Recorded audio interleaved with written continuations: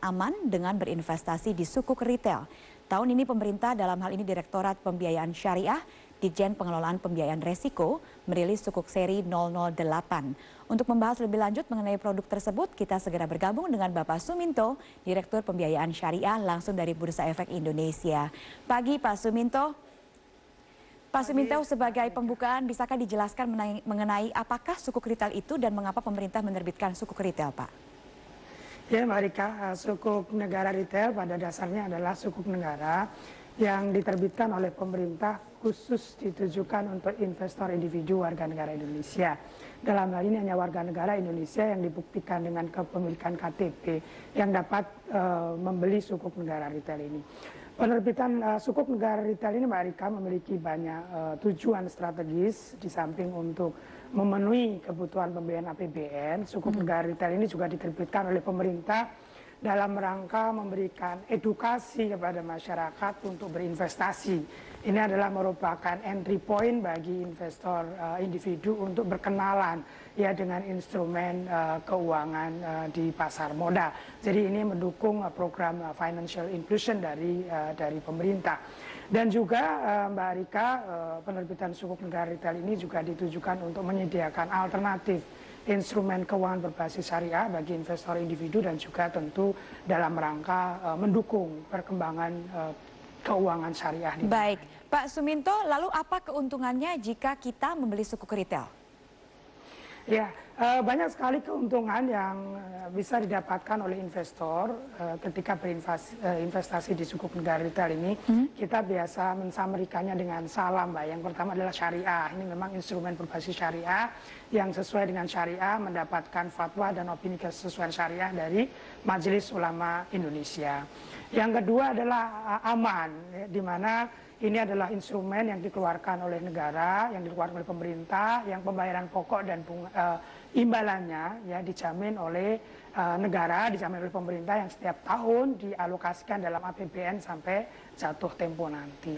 Yang ketiga adalah liquid, ya instrumen ini dapat diperdagangkan di pasar sekunder dalam pengertian meskipun ini tenornya 3 tahun. Ketika investor merasa ada satu kebutuhan, maka ini bisa diperjualbelikan di pasar sekunder. Kemudian yang keempat adalah menguntungkan, yakni instrumen ini memberikan imbalan yang cukup kompetitif, ya. Rule of thumb-nya adalah selalu di atas rata-rata suku bunga deposito bank-bank umum, dan juga sifatnya yang kredibel tadi dapat diperdagangkan di pasar sekunder tadi. Memberi kesempatan pada investor untuk dapat capital gain ketika harga SBSN atau sukuk di pasar sekunder naik, dia bisa mendapatkan capital gain atau keuntungan. Dan juga Mbak, iya, Pak Suminto, sukuk negara, saya ingin menggarisbawahi yang menguntungkan tadi, Pak. Memang berapa sih Pak imbal hasilnya, Pak? Untuk sukuk negara retail seri SR008 ini imbalannya 8,3%. Oke, lalu untuk persyaratan bisa memiliki sukuk retail, Pak? Ya, sederhana persyaratannya, sebagaimana yang saya sampaikan tadi di depan, sukuk negara retail ini adalah ditujukan untuk investor individu, sehingga syaratnya simple, sederhana, yakni warga negara Indonesia yang punya KTP. Jadi cukup datang ke agen penjual yang sudah ditunjuk oleh pemerintah, baik bank ataupun perusahaan sekuritas, dengan membawa KTP sudah dilayani oleh petugas bank atau perusahaan sekuritas untuk dapat melakukan pemesanan pembelian sukuk retail ini. Oke, Pak Suminto, bisakah memberikan kiat-kiat kepada kami yang baru mulai mau mencoba berinvestasi di sukuk retail? Ya, Mbak Rika, sebagaimana yang saya sampaikan di depan, sesungguhnya sukuk negara retail ini diterbitkan oleh pemerintah, salah satu tujuannya adalah sebagai sarana edukasi bagi masyarakat untuk berkenalan dengan produk keuangan di pasar modal. Jadi masyarakat awam atau investor pemula, sebelum mereka memiliki kapasitas untuk mengelola risiko yang kompleks, seperti berinvestasi di saham, maka berinvestasi di obligasi retail ataupun sukuk retail yang dikeluarkan oleh pemerintah ini menjadi entry point yang baik. Jadi yang kita bayangkan adalah ketika berkenalan dengan produk ke pasar modal, masyarakat bisa berkenalan dulu dengan sukuk retail atau obligasi retail yang dikeluarkan oleh pemerintah, baru nanti barangkali berkenalan dengan reksadana syariah, reksadana obligasi, reksadana campuran, dana saham, barangkali nanti baru at the end ya berkenalan dengan saham yang lebih kompleks pengelolaan risikonya begitu. Oke, Pak, jika dibandingkan dengan obligasi retail Indonesia, ini mana yang lebih menguntungkan, Pak? Dan bagaimana masyarakat bisa membelinya, sukuk retail? Ya, sebenarnya obligasi retail dan sukuk retail ini adalah instrumen yang sama-sama dikeluarkan oleh pemerintah. Perbedaannya adalah obligasi retail itu adalah instrumen konvensional yang berbasis pembayaran bunga, sementara sukuk retail ini adalah berbasis syariah. Sehingga imbalannya nanti bukan berupa pembayaran bunga, tapi dalam hal ini kita menggunakan structure akad ijaroh aset to bilis, underlying asetnya adalah berupa proyek-proyek KPBN. Imbalan yang diterima oleh investor setiap bulan itu tidak disebut sebagai penerimaan pembayaran bunga, tapi penerimaan pembayaran uang sewa dari aset-aset atau proyek-proyek yang digunakan sebagai underlying dalam penerbitan sukuk retailnya. Jadi dari sisi investor sebenarnya ini sama dalam pengertian transaksi finansialnya, bahwa setiap bulan dia akan menerima imbalan. Imbalannya kalau obligasi retail adalah penerimaan bunga, kalau sukuk retail ini pembayaran ujroh atau uang sewa dari aset yang digunakan sebagai underlying aset penerbitannya. Begitu. Oke, terima kasih Pak Suminto untuk penjelasannya dan terima kasih sudah bergabung bersama kami dalam Metro Bisnis pagi ini. Baik. Syariah dari Kementerian Keuangan, tim IDX Channel telah menyiapkan satu berita pilihan untuk Anda. Pemerintah kembali menawarkan surat berharga syariah negara atau SBSN atau sukuk negara retail untuk ke-8 kalinya. Sukuk retail seri SR8 ini ditawarkan kepada investor individu dengan tingkat imbalan 8,3% dan minimum pemesanan sebesar 5 juta dan maksimal 5 miliar rupiah. Sukuk retail atau sukri ini berjangka waktu 3 tahun atau jatuh tempo pada 10 Maret 2019. Sukuk ini dapat diperdagangkan dengan aset penjaminan proyek atau kegiatan di APBN 2016 serta barang milik negara. Pemerintah membidik dana dari lelang sukuk ini mencapai 25 hingga 30 triliun rupiah. Lebih tinggi dari lelang sukuk SR7 tahun 2015 yang menghasilkan dana 21,6 triliun rupiah. Sukuk retail pertama kali diterbitkan pada 2009 lalu dengan jumlah investor saat itu lebih dari 14.000 orang. Lelang sukuk retail akan dilakukan pada 10 Maret dengan masa penawaran 19 Februari sampai dengan 4 Maret.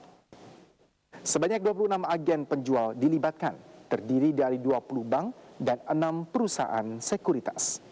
Sejak debut pertama SR1 pada tahun 2009 lalu, pembeli terbanyak sukuk retail berasal dari kalangan PNS dan pegawai swasta. Tetapi pada SR7, mayoritas pembeli juga datang dari para wira swasta.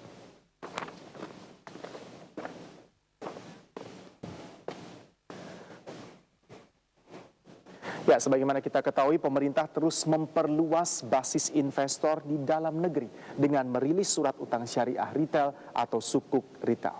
Kali ini pemerintah menawarkan sukuk retail seri 8 berjangka waktu 3 tahun.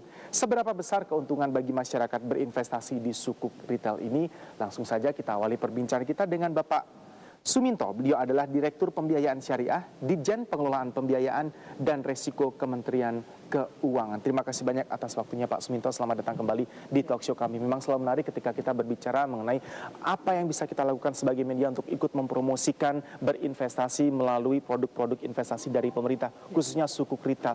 Anggapan apa yang perlu diklarifikasi kalau kita berbicara mengenai sukuk retail? Sukuk retail diperuntukkan bagi investor-investor menengah dan kecil dan juga pemula. Sementara kalau kita berbicara mengenai government bond diperuntukkan bagi korporasi besar. Keunikan dimiliki oleh sukuk retail atau sukri kita seperti apa Bapak? Ya, jadi Mas Elmo, sukuk retail ini sebagaimana obligasi retail yang diterbitkan oleh pemerintah itu ditujukan untuk investor individu. Ya.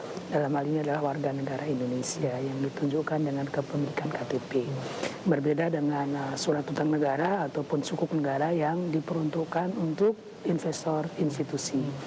Keunikan dari sukuk retail ini adalah dia tidak semata-mata merupakan instrumen bagi pemerintah untuk membeli APBN, ya ini betul, ini juga salah satu tujuan. Tapi on top dari itu, ya lebih daripada itu, sukuk negara retail ini juga menjadi instrumen bagi pemerintah untuk melakukan edukasi kepada masyarakat untuk berinvestasi. Makanya slogan kita adalah transforming, ya, saving society to investing society. Jadi masyarakat disediakan satu instrumen untuk berlatih investasi. Kalau masyarakat, investor pemula, masyarakat awam diminta untuk berinvestasi di saham, kan sulit ya, karena tentu masih sulit untuk mengelola risikonya.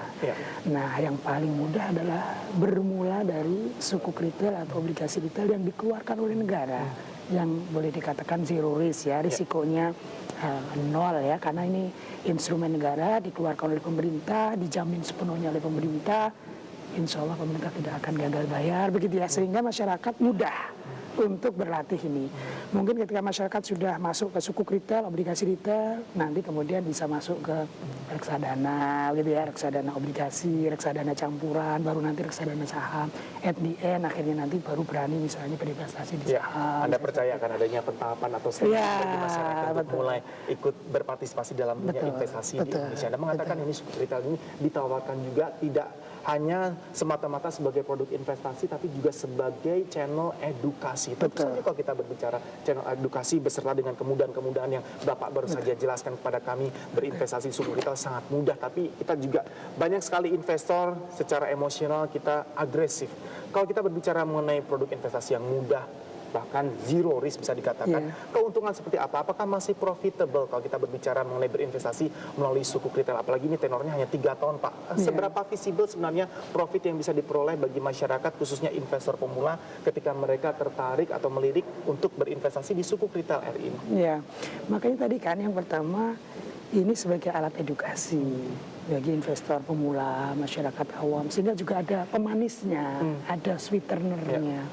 Di antara bentuk pemanisnya adalah imbalan yang cukup kompetitif, imbalan yang cukup menarik, di mana rule of thumb-nya adalah sukuk retail ataupun obligasi retail, imbalannya selalu di atas rata-rata bunga deposito, ya, seperti sekarang.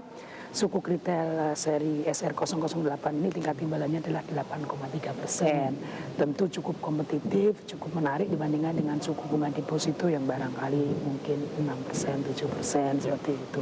Itu yang pertama. Yang kedua, Mas Elmo, sukuk negara retail ini juga menjadi sarana yang efektif bagi pemerintah untuk memperluas basis investor dan memperkuat basis investor dalam negeri.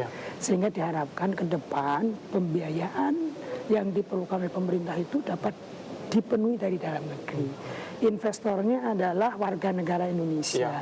Kalaupun pemerintah perlu berutang dalam rangka membiayai pembangunan, berutangnya kepada warga negara sendiri.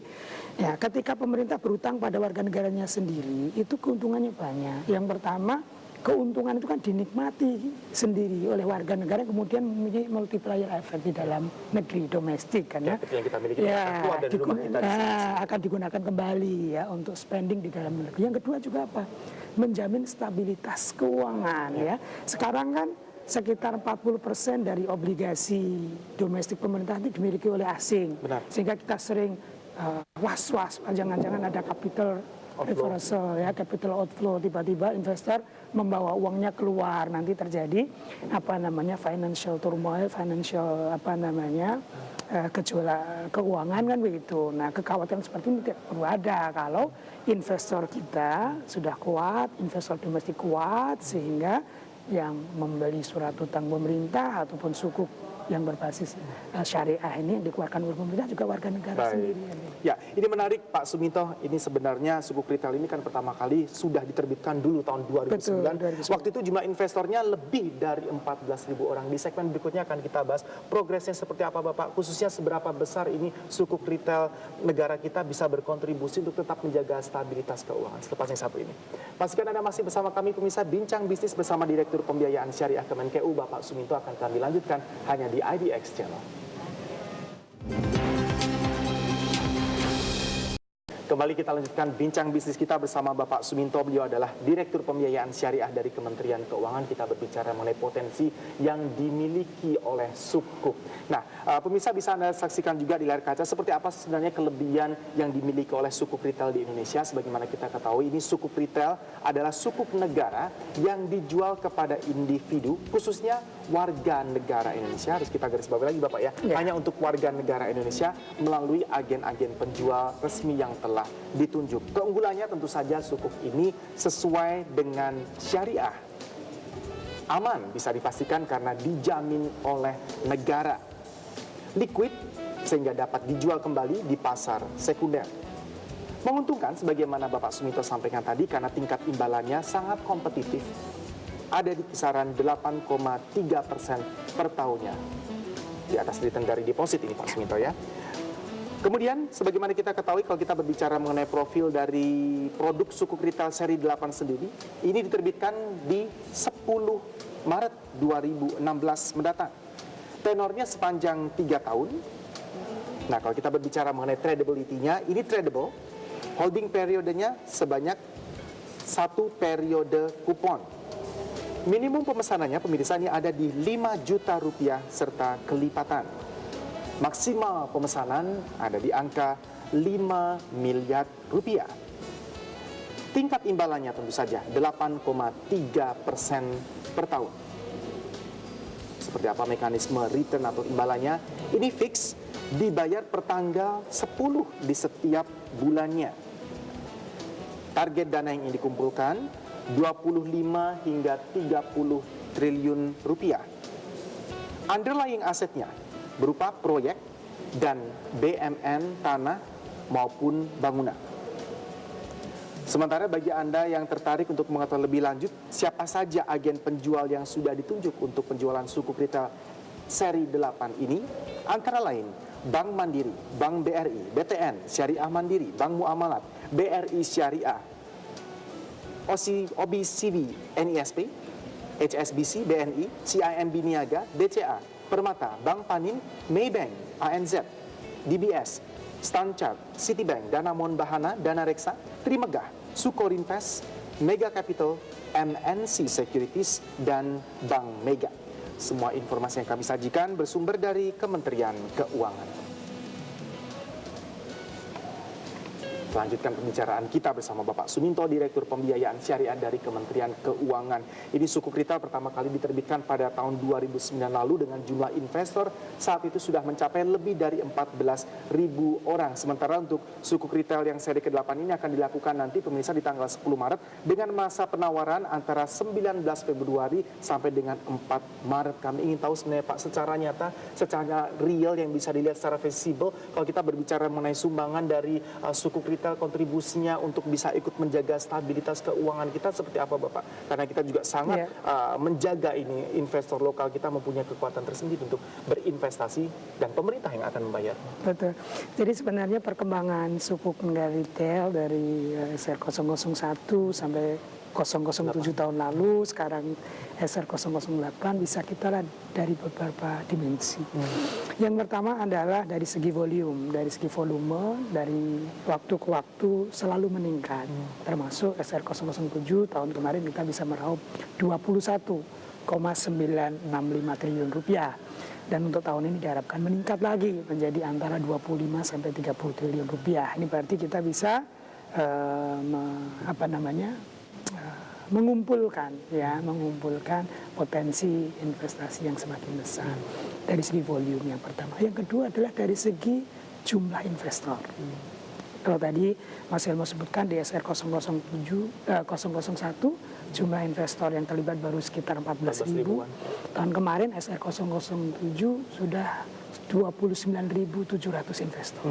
Berarti semakin banyak yang familiar, semakin banyak yang berkenalan dan akrab dengan instrumen ini sehingga ikut serta berpartisipasi dalam investasi melalui Sukuk negara retail ini. Dan yang menarik adalah ketika kita lihat distribusi investornya.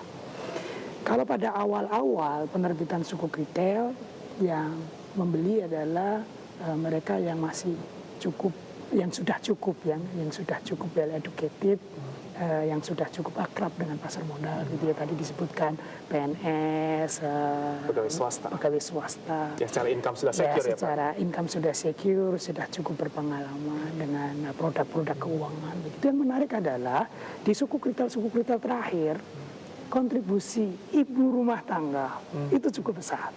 Seperti SR007 kemarin, ibu rumah tangga membeli sekitar 16%. 16% dari total issuance. Ini ibu rumah tangga ya.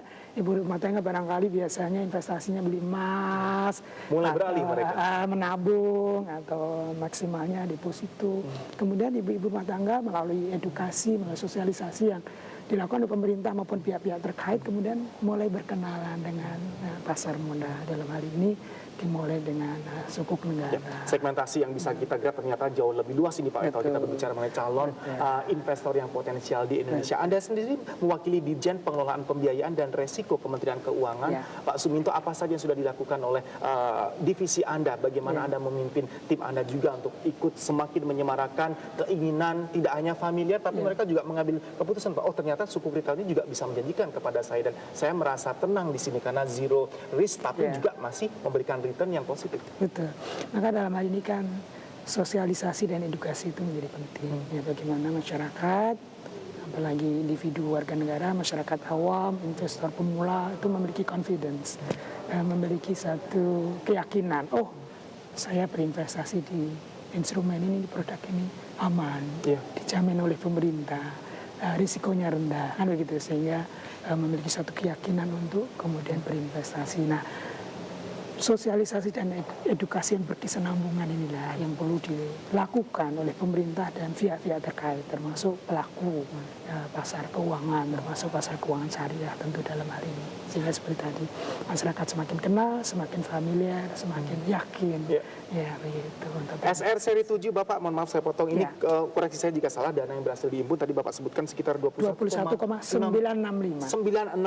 triliun. Nah, kalau kita berbicara mengenai sentimen yang diperlukan, driver sehingga pemerintah bisa berhasil mengimpun dana sebagaimana yang sudah ditargetkan, kira-kira tahun bisnis 2016 seperti ini, wajah baru seperti apa yang bisa kita harapkan, kontributor utama, main driver untuk sentimen sehingga suku retail ini benar-benar bisa bermanfaat khususnya bagi pemerintah kita, Pak? Iya, saya kira salah satu kunci adalah ketika investor yakin dengan prospek perekonomian kita. Kita tidak bisa mengingkari bahwa saat ini perekonomian global sedang tidak bagus, sedang lesu, tapi alhamdulillah kinerja perekonomian Indonesia cukup bagus. Memang kita mengalami juga perlambatan, tapi dalam konteks perbandingan di dunia internasional maupun khususnya di antara negara-negara berkembang, emerging markets, kinerja keuangan kita luar biasa. Di tengah lesunya perekonomian global, tahun kemarin kita bisa tumbuh 4,8%. Demikian juga indikator-indikator makro yang lain termanage dengan baik, itu memberikan satu keyakinan, memberikan satu keyakinan bagi investor, baik domestik maupun internasional, bahwa Indonesia on track dalam situasi dan kinerja perekonomian yang baik, sehingga memberikan satu keyakinan, confidence, percaya diri untuk berinvestasi di Indonesia. Bagaimana Pak Suminto juga sudah sampaikan tadi segmen sebelumnya, memang ini mungkin saat yang tepat, best timing untuk mengurangi paling tidak tingkat dependensi kita terhadap jumlah investor asing yang masuk ke kita, apalagi dengan adanya channel berupa instrumen sukuk retail ini, mungkin kekuatan dari lokal investor kita bisa semakin ditingkatkan. Kita lanjutkan perbincangan yang sangat menarik ini selepas yang satu ini, Pak. Pastikan Anda masih bersama kami, Bincang Bisnis bersama Kementerian Keuangan akan segera kami lanjutkan hanya di IDX Channel. Saksikan juga live streaming kami melalui okezone.tv dan sindonews.com. Juga mengudara melalui Startup Asia Channel 121 di Singapura, di Brunei Darussalam melalui Crystal Astro. Berita pilihan lain yang telah disiapkan oleh tim IDX Channel untuk Anda pemirsa terkait dengan outstanding sukuk. Pemerintah menerbitkan sukuk retail secara reguler di kuartal pertama di setiap tahunnya. Hingga saat ini pemerintah sudah menerbitkan 7 seri sukuk retail dengan nilai penerbitan meningkat dari tahun ke tahun. Pada penerbitan perdana di tahun 2009 silam, dana yang dihimpun sebesar 5,56 triliun rupiah dan meningkat menjadi angkanya 21,96 triliun pada seri SR007 di tahun 2015. Mengacu data dari Ditjen Pengelolaan Pembiayaan dan Resiko dari Kementerian Keuangan, jumlah investor yang membeli sukuk retail di pasar perdana juga ikut bertambah dari 14.295 orang pada tahun 2009 sebelumnya menjadi 29.706 investor pada tahun 2015 lalu. Total volume penerbitan sukuk retail atau SUKRI hingga saat ini sudah mencapai 90,77 triliun rupiah. Dan outstandingnya per 11 Februari kemarin sudah mencapai 56,26 triliun rupiah. Adapun outstanding sukuk negara per 11 Februari menembus 206,94 triliun rupiah. Volume pemesanan terbesar masih berada di Indonesia bagian barat selain Jakarta. Tujuan penerbitan sukuk retail yakni untuk memperluas sumber pembiayaan APBN dan menyediakan alternatif instrumen berinvestasi retail yang berbasis hukum syariah.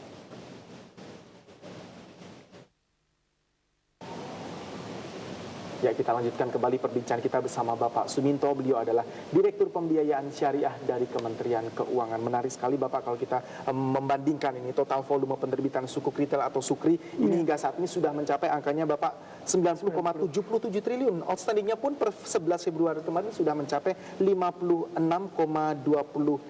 triliun rupiah. Benar angkanya Bapak ya. Jadi outstanding sukuk negara per 11 Februari juga menembus 306,94 triliun rupiah. Kalau kita berbicara mengenai volume pemesanan yang semakin meningkat, tentu saja ini pemerintah tidak bisa bergerak sendiri untuk dalam tanda petik menjemput bola, mencari dan mengcover potensial investor di seluruh tanah air. Karena juga ternyata masih didominasi oleh Jakarta dan Indonesia di bagian barat saja. Ini sebagaimana kita ketahui peluncuran dari sukuk retail seri 8 ini sudah melibatkan sebanyak 26 agen penjual. Ini juga terdiri dari 20 bank, sisanya 6 perusahaan sekuritas. Apa yang perlu dilakukan untuk bisa mensinergikan ini misi yang ingin kita capai bersama sehingga kita bersama-sama bisa merealisasikan, menggrab dan menjemput bola para calon investor, meyakinkan mereka juga untuk mengambil keputusan berinvestasi di sini. Betul. Makanya sebagaimana yang saya sebutkan tadi, ini tidak hanya tugas pemerintah, tapi juga sekaligus tugas pelaku pasar, termasuk dalam hal ini adalah agen penjual, karena tentu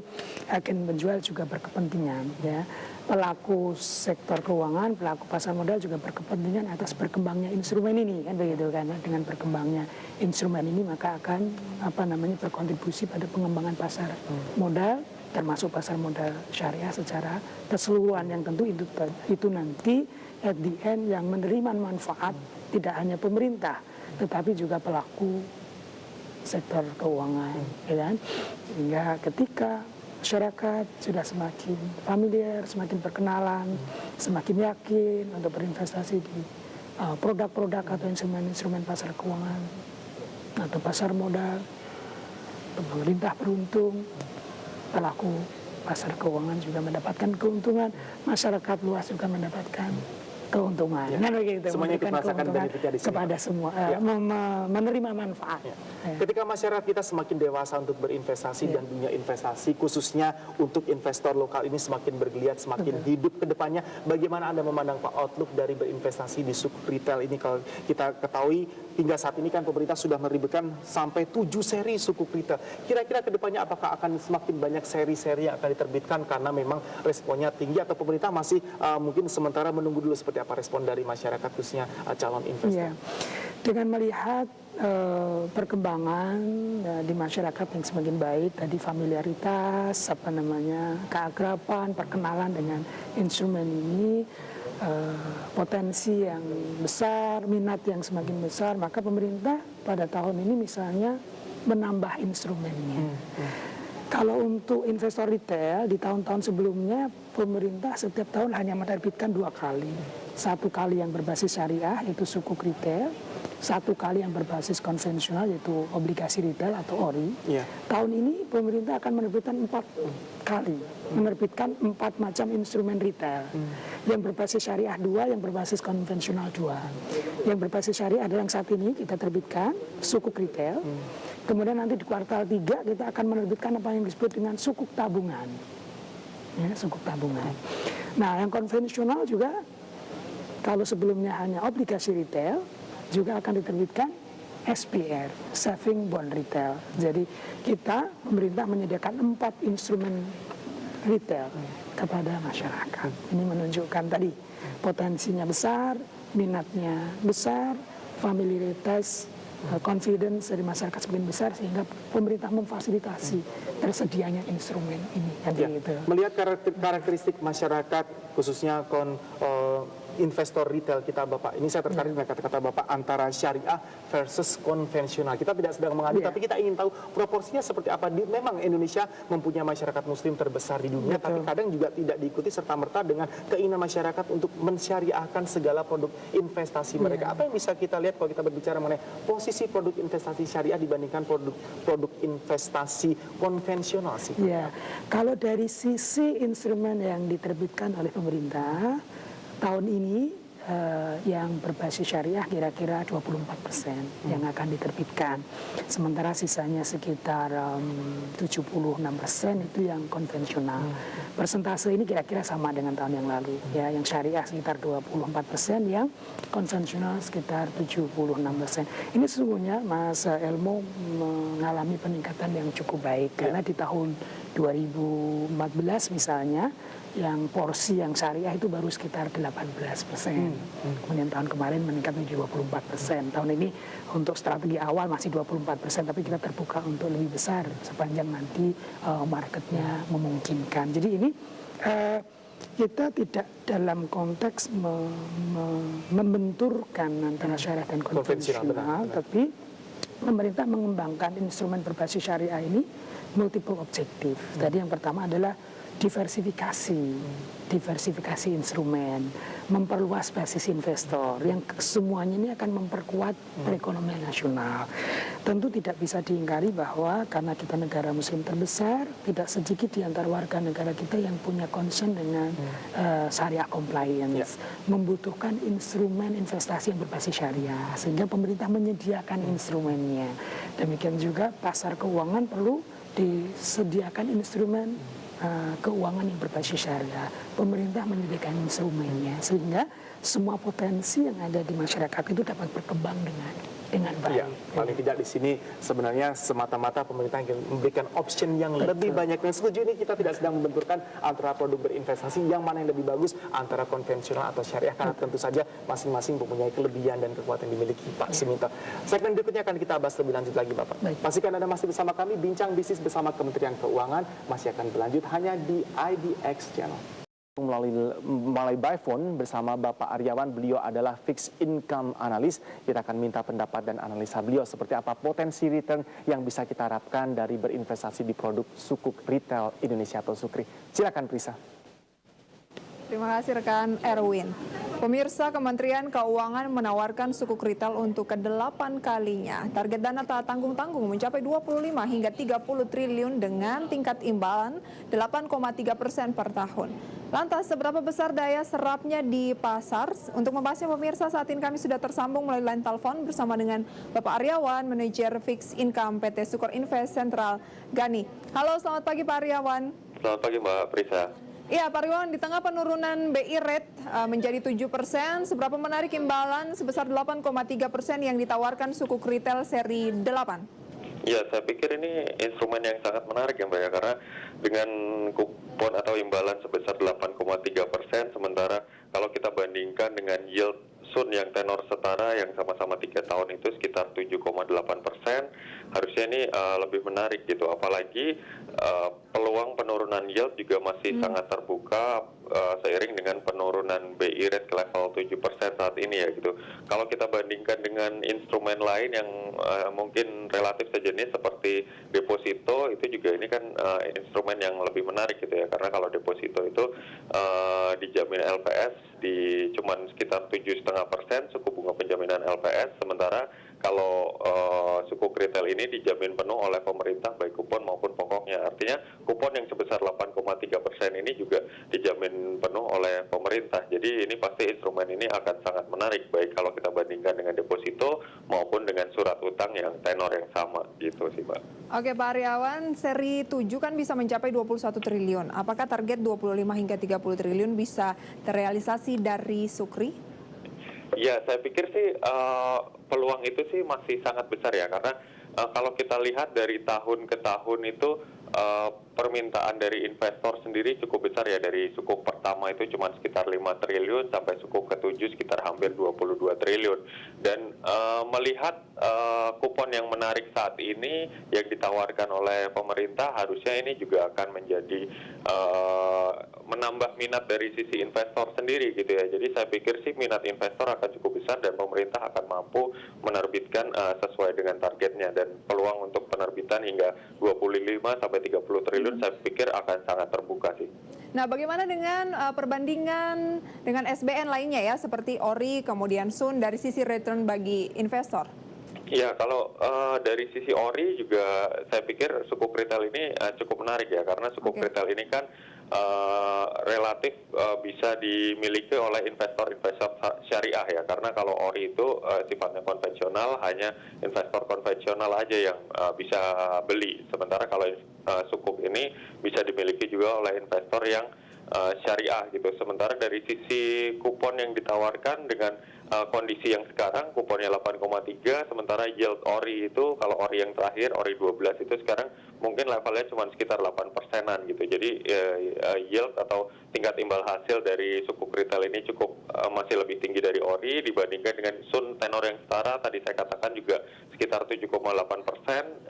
Kupon dari sukuk negara retail yang 008 ini juga lebih tinggi gitu. Jadi otomatis saya pikir dengan instrumen yang sangat menarik ini, harusnya potensi permintaan dari investor akan sangat besar. Nah, Pak Aryawan, dengan adanya holding period, seberapa menarik Sukri nantinya di pasar sekunder? Ya, saya pikir holding period ini bukan menjadi suatu hal yang menghambat investor untuk mengambil instrumen ini ya, karena holding period ini sudah diterapkan oleh pemerintah juga di beberapa kali penerbitan sukuk yang sebelumnya maupun di penerbitan obligasi negara retail. Jadi saya pikir investor akan tetap tertarik untuk masuk ke sukuk negara retail ini walaupun ada holding period 1 bulan, dan dengan peluang penurunan yield yang masih sangat terbuka seiring peluang penurunan BI rate yang masih ada juga, harusnya nanti ketika dapat diperdagangkan di pasar sekunder, harusnya peluang untuk penurunan yield atau kenaikan harga dari sukuk negara retailnya ini sih masih sangat terbuka, sehingga nanti ketika di pasar sekunder bisa diperdagangkan, harusnya peluang untuk harganya mengalami kenaikan itu sangat besar. Dari sisi tingkat sebaran, Pak Aryawan, kan Sukri masih didominasi di Indonesia Barat. Anda sendiri melihat bagaimana sih sebenarnya strategi baiknya dari 26 agen penjual agar mungkin lebih memperluas basis investor? Ya, kalau kita lihat memang sebagian besar investor dari sukuk 1 sampai sukuk retail 7 memang masih di Indonesia Barat ya. Tapi dengan beberapa langkah yang dilakukan oleh pemerintah maupun agen penjual dengan melakukan banyak sosialisasi ke Indonesia Tengah dan Indonesia Timur, itu harusnya akan mendorong mulai teredukasinya investor-investor di Indonesia Tengah dan Indonesia Timur mengenai apa sih sebenarnya itu instrumen sukuk negara retail, dan dengan mulai semakin teredukasinya investor di Indonesia Tengah dan Indonesia Timur, harusnya mereka akan bisa mulai tertarik juga untuk masuk ke sukuk negara retail ini. Oke, baik Pak Aryawan, terima kasih ya untuk share informasinya terkait dengan sukuk retail seri ke-8. Oke, dan selamat beraktivitas kembali. Ya, terima kasih. Pemirsa, demikian perbincangan kami dengan Bapak Aryawan, manajer fixed income PT Sukor Invest Sentral Algani. Dan saat ini talk show kami kembalikan kepada rekan Erwin Suryabrata. Silakan rekan Erwin.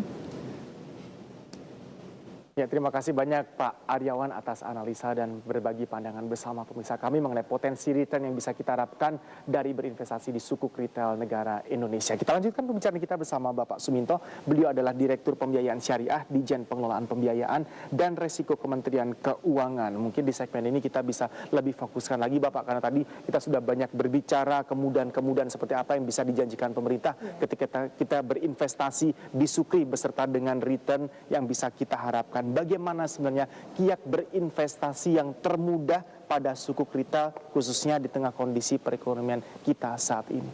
Ya, jadi Mas Elmo, jadi seperti tadi dengan prospek perekonomian kita yang baik, tentu masyarakat semakin confident, semakin yakin untuk berinvestasi di sukuk negara retail ini. Itu yang pertama.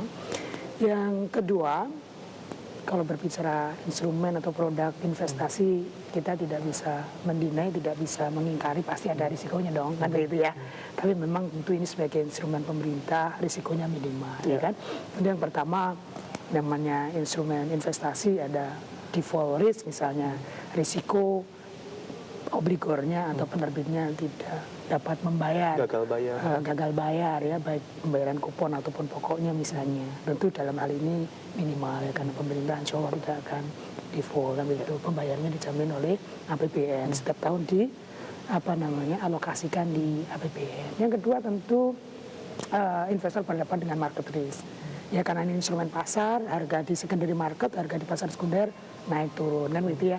Dari sisi investor tentu ketika ini harganya turun ya just hold it, kan itu tetap dipegang aja, kan begitu kan, nggak usah dilepas, kan itu dilepas ketika harganya naik sehingga mendapatkan capital. Di situ tantangannya ya Pak Sumito, kita perlu mendisiplinkan diri juga kapan waktunya untuk hold, kapan waktunya untuk lepas. Memang pengetahuan seperti ini yang harus lebih diperoleh oleh masyarakat kita. Kapan dan di mana masyarakat kita bisa membeli sukuk retail, ini menjadi pertanyaan yang sangat umum ditanyakan Bapak. Iya betul. Di pasar perdana dalam pengertian ketika pemerintah menerbitkan pertama kali, ya, seperti sekarang, tentu investor bisa menghubungi agen penjual yang sudah ditunjuk oleh pemerintah, yang tadi Mas Elmo sudah sebutkan ya, ada 20 bank dan 6 perusahaan efek tadi. Ya, investor ya bisa menghubungi agen penjual ini. Nah, sebagaimana tadi disampaikan, ini adalah instrumen yang tradable, bisa diperdagangkan di pasar sekunder. Setelah 1 bulan masa kepemilikan atau holding period tadi, ini bisa diperjualbelikan di secondary market. Nah, untuk membeli di secondary market, investor bisa menghubungi siapa, kan gitu ya.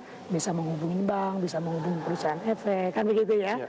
Ya, sehingga bank atau perusahaan efek itulah yang akan nanti mempertemukan, kan begitu, antara penjual dan pembeli dari sukuk retail ini pasar sekunder. Baik di pasar perdana maupun di pasar sekunder, channel-channel disediakan untuk para investor dan calon investor. Kita lanjutkan perbincangan kita selepas yang satu ini Bapak. Pastikan Anda masih bersama kami, Bincang Bisnis bersama Bapak Suminto, Direktur Pembiayaan Syariah, Ditjen Pengelolaan Pembiayaan dan Resiko Kementerian Keuangan, akan kami lanjutkan selepas yang satu ini. Seperti apa posisi dari indeks harga saham gabungan IHSG kita di sepanjang sesi perdagangan yang pertama hari ini. Silakan Adrian. Baik, terima kasih Erwin. Halo pemirsa, Anda menyaksikan Market Flash bersama saya Adrian Simanjuntak. Indeks harga saham gabungan pada perdagangan hari ini, Selasa 23 Februari, dibuka menguat 0,14% atau 6,58 poin ke level 4.715,2. Kemudian IHSG dibuka dengan transaksi sebesar 26,29 miliar dari 5,7 juta saham di perdagangan. Kemudian kami update perdagangan saham pada pukul 10:47 saat ini juga dapat kita saksikan.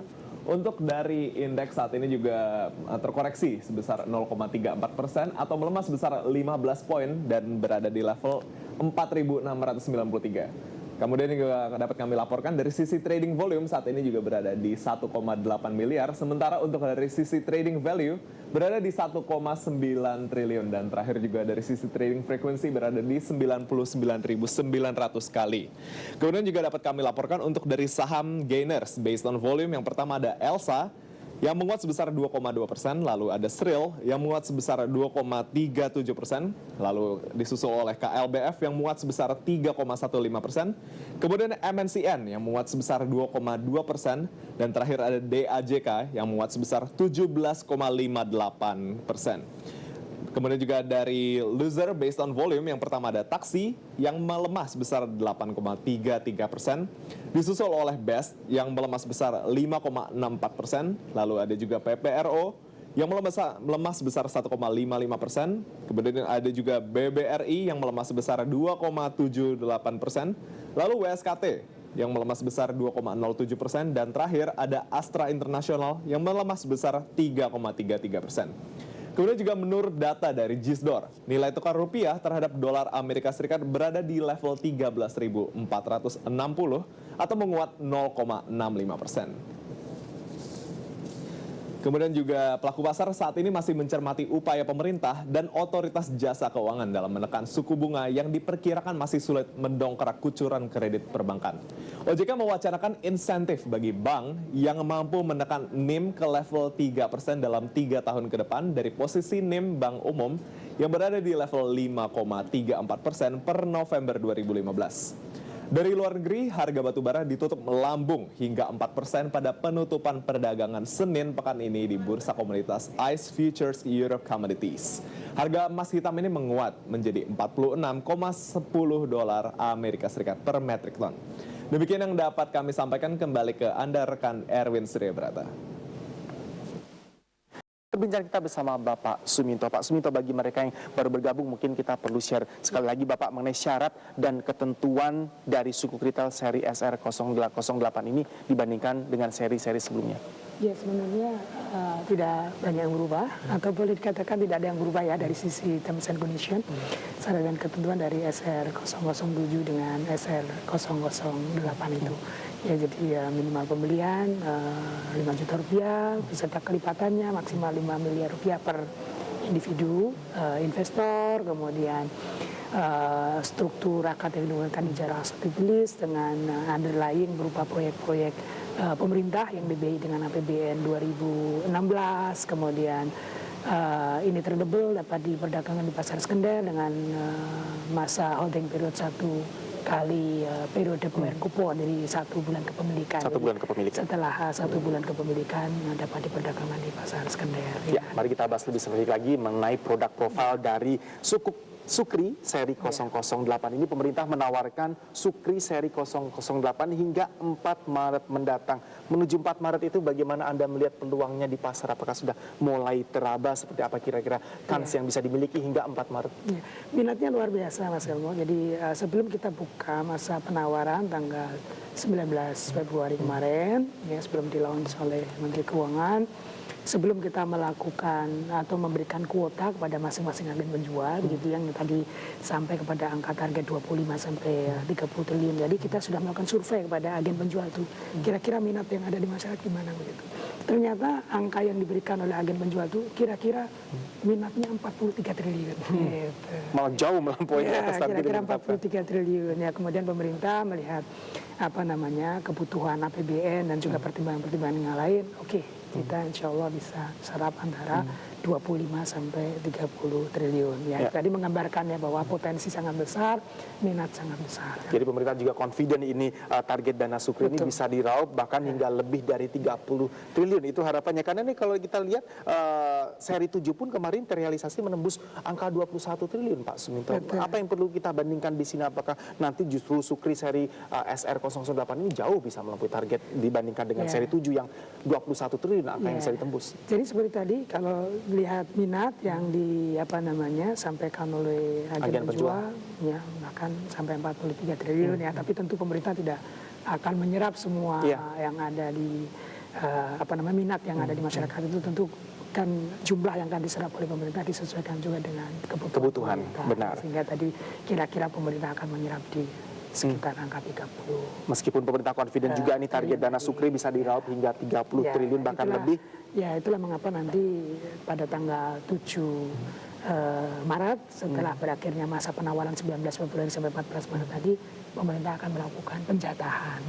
Baik. Bagaimanapun Pak Suminto, ini juga imbal hasil awalnya diprediksi 9%, tetapi ternyata sekarang menjadi 8,3% per tahun. Mungkin bisa disampaikan kira-kira pertimbangan revisi dari 9% sekarang menjadi 8,3% per tahun untuk imbal hasil awalnya, Pak? Ya, mungkin masyarakat punya referensi saja bahwa akhir tahun kemarin pemerintah menerbitkan obligasi retail yang konvensional pada waktu itu imbal hasilnya 9%, sehingga mungkin secara sederhana sebagian masyarakat berharap atau punya ekspektasi, kira-kira ini suku retail juga akan 9% nih. Tapi kan yang perlu kita sampaikan kepada masyarakat, kepada investor, ini suku retail kan instrumen keuangannya, instrumen pasar yang tentu tingkat imbalannya akan sangat ditentukan oleh kondisi pada saat instrumen itu diterbitkan. Ya. Tentu ketika diterbitkan obligasi retail akhir tahun kemarin yang imbalannya 9% berbeda dengan kondisi saat ini gitu. Kondisi kita jauh lebih baik, kondisi pasar keuangan jauh lebih baik, suku bunga acuan BI turun dan sebagainya, itu semuanya tentu menjadi acuan atau referensi dalam penentuan imbalan kita, sehingga imbal hasil 8,3% untuk sukuk retail SR008 ini yang kita lihat sebagai paling optimal, yang adil, yang fair bagi pemerintah sebagai obligor maupun bagi masyarakat selaku investor.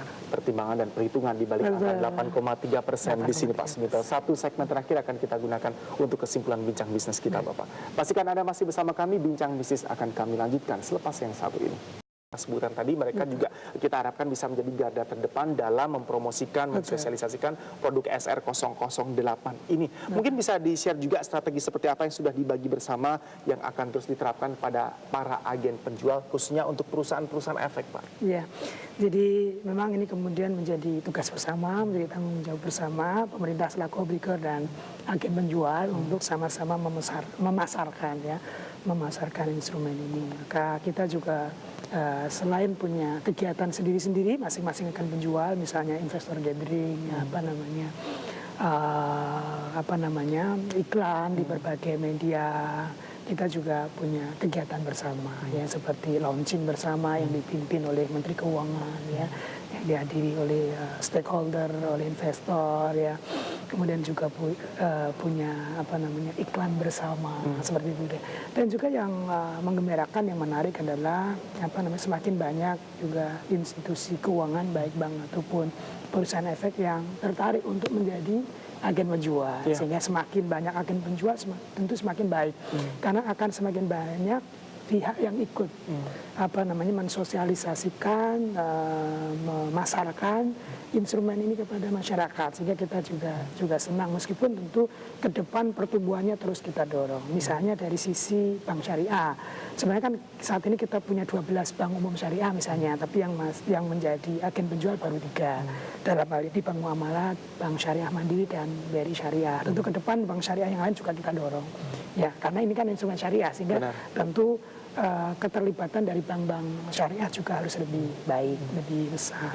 Kemudian juga perusahaan efek, ya, saat ini yang terlibat 6 perusahaan efek, ya, termasuk ada yang baru, yang sama sekali baru, misalnya MNC Sekuritas, itu baru pertama kali menjadi agen penjual dari sukuk retail ini, ya, untuk khusus untuk SR008 ini, sebelumnya belum. Nah, tentu ini suatu perkembangan yang baik, dan kita harapkan juga perusahaan-perusahaan efek yang lain yang belum pernah terlibat juga semakin ikut tertarik sehingga semakin banyak pelaku yang ikut terlibat, kan itu tentu akan menjadi semakin efektif. Jadi menarik ketika kita berbicara mengenai strategi penjualan sukuk yang sudah dilakukan baik pemerintah maupun agen-agen penjual, baik itu bank maupun perusahaan efek, ini selalu berkembang dari tahun ke tahun. Kalau kita berbicara menjawab pertanyaan apakah sudah lebih baik, karena ini data terakhir juga menunjukkan 50% pembelinya ternyata masih tersebar hanya di Indonesia Barat. Apa yang bisa kita lihat Pak dari fenomena ini? Apakah memang ini tidak menjamin bahwa kita kurang bergerak lincah, tapi memang potensi yang dijanjikan memang masih banyak, kantung-kantungnya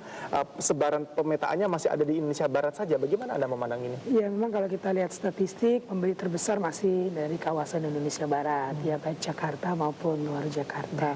Oleh karenanya pemerintah dan juga agen penjual terus kita dorong untuk melakukan sosialisasi, edukasi, dan pemasaran ke wilayah yang lain, Indonesia Tengah, Indonesia Timur, sehingga seperti kegiatan marketing sekarang atau sebelumnya kegiatan pre-marketing ataupun sosialisasi kita fokuskan ke Indonesia Tengah, Indonesia Timur.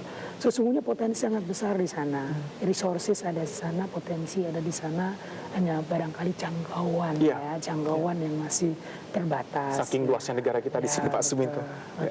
Kinerja dari pasar primer sukuk negara kita saat ini, apa yang bisa disampaikan ke pemirsa kita, Pak? Ya, seperti yang saya sampaikan di depan, dilihat dari berbagai macam indikator, kinerjanya dari tahun ke tahun terus mengalami peningkatan. Dari segi volume terus mengalami peningkatan. Dari jumlah investor individu yang terlibat semakin banyak. Familiaritas semakin besar, dibuktikan bahkan ibu rumah tangga yang kontribusinya sampai 16%. Kemudian distribusi secara geografis, meskipun tadi Indonesia Tengah, Indonesia Timur dari segi persentage masih kecil, tapi juga mengalami peningkatan dari waktu ke waktu, ya, sehingga ini menunjukkan kualitas, ya, kualitas dari penerbitan sukuk retail yang semakin baik, dan itu semakin mendekati dengan tujuan yang ingin dicapai oleh pemerintah tadi, ya, seperti saya sampaikan tadi, selain untuk mengumpulkan dana masyarakat, pembiayaan pembangunan juga seperti tadi, ya, untuk mengedukasi pada masyarakat semakin familiar dengan produk keuangan di pasar modal, dan ini kualitas tadi menunjukkan itu Ada peningkatan dan progres yang sangat signifikan di sini. Bapak Suminto, Anda adalah Direktur Pembiayaan Syariah dari Ditjen Pengelolaan Pembiayaan dan Resiko dari Kementerian Keuangan. Terima kasih banyak sekali lagi atas waktu yang sudah diberikan. Kami berharap yang terbaik bagi produk investasi sukuk retail, khususnya seri SR08. Terima kasih. Selamat pagi Bapak. Demikian bincang bisnis kita. Pastikan Anda masih bersama kami. Maria Katarina akan hadir menjumpai Anda menyajikan berita dari dunia bisnis, ekonomi, dan pasar modal di Indonesia hanya di IDX Channel. Selamat pagi, happy trading day. Saya Erwin Surya Brata.